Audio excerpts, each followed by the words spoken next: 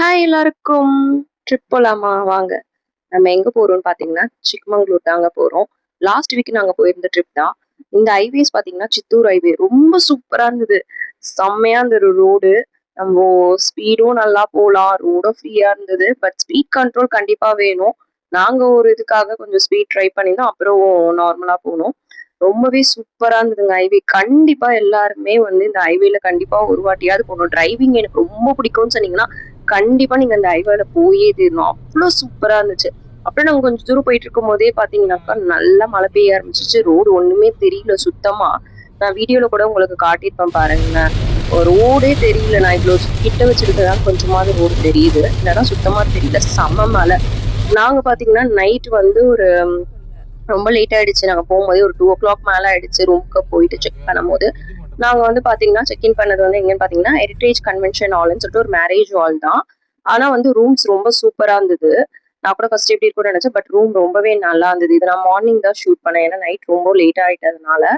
Room நல்லா பெருசாவும் இருந்தது. ரொம்ப நல்லாவும் இருந்துச்சு. பட் என்ன ஒரு டிஸ்அட்வான்டேஜ் பாத்தீங்கன்னா, உங்களுக்கு வந்து காஃபியோ, இல்ல டிஃபனோ எது வேணுனாலும் நீங்க வந்து கொஞ்சம் டிரைவ் பண்ணிட்டு போயிட்டு சாப்பிடுற மாரி தான் இருக்கும். பக்கத்துல எதுவுமே உங்களுக்கு கிடைக்காது. அதுதான் ஒரு டிஸ்அட்வான்டேஜ். அதுக்கப்புறம் நம்ம அங்கருந்து ஸ்டார்ட் பண்ணிட்டு நாங்க சிக்மங்களூருக்கு போயிட்டுருந்தோம். அங்க போற வழியில நாங்க ஃபர்ஸ்ட்டு கவர் பண்ணது பார்த்தீங்கன்னாக்கா, அபே ஃபால்ஸ் தான். அபே ஃபால்ஸ்க்கு நம்ம கார்ல நம்ம போ முடியாது. அங்க போயிட்டு நம்ம என்ன பண்ணோம், அங்க ஜீப்ப வந்து எடுத்தோம். ஜீப் பார்த்தீங்கன்னா, ஒரு ஜீப்ல வந்து ஒரு 10 மெம்பர்ஸ் ஏத்துவாங்க. பெர் பெர்சனுக்கு பார்த்தீங்கன்னா 750யோ, 780யோ ஆகும். பட் என்னன்னாக்கா வந்து கிட்ஸ் வந்து 7 இயர்ஸ்க்கு மேல இருந்தா கண்டிப்பா எடுக்க சொல்றாங்க. நம்மளாலயும் அங்க ட்ரை பண்ண முடியாது. பிகாஸ் ரொம்ப பள்ளம் குழியுமா இருக்கும். ஜீப் மட்டும் தான் அலோட். அந்த ஜீப்ல போயிட்டு நம்ம அவ்வளோ பள்ளம் குழிய தாண்டி நம்ம போறோமேன்ற ஒரு ஃபீலை விட, நம்ம அங்க போன பிறகு நம்ம இறக்கி விட்டுருவாங்க. அங்கருந்து நம்ம கொஞ்சம் நடந்து போற மாரி இருக்கும். நம்ம தண்ணிலயும் நடந்து போலாம். இல்லன்னா அங்க ஒரு வே இருக்கு. பாதி தூரம் நம்ம நடக்கணும். அதுக்கப்புறம் தண்ணி கிராஸ் பண்ற மாரி இருக்கும். அங்க போயிட்டு நம்ம வந்து இவ்ளோ தூரம் நம்ம நடந்து வந்ததுக்கு ஒர்த்தா இருக்கணும் அப்படின்ற அளவுக்கு செம்ம காத்தோட ரொம்ப சூப்பரா இருந்ததுன்னு சொல்லணும் அந்த ஃபால்ஸ்.